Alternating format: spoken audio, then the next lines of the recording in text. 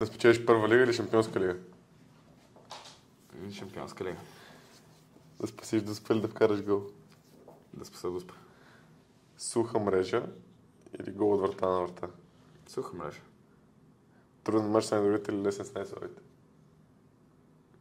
Труден мач с най-добрите. Да играеш в контузия, да гледаш отстрани? По-добре да гледам отстрани. Мини футбол или футзал? Хикс. Няма хикс. За последния епизод няма хикс, трябва да избереш. Баскетбол. Не, мини футбол или футзал? Да го играя. Да.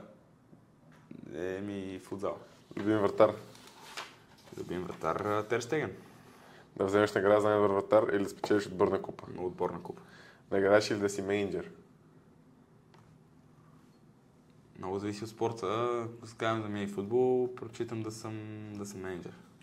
Последно, тук няма хикс. Лоша терапия или долизеум? Бях сигурен, че ще взеш този въпрос. Лоска Бронес. Не, лоша терапия или долизеум? Лоска Бронес. Лоша терапия или долизеум?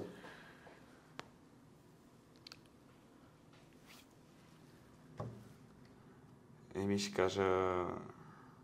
кажа лоша терапия. 11-ти въпрос. Бонус. С кой ти е по-добре да работиш? С Илян Александров или с Месрод Димитров?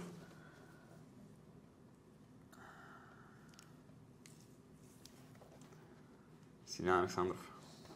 Чули, Вики? Махай го.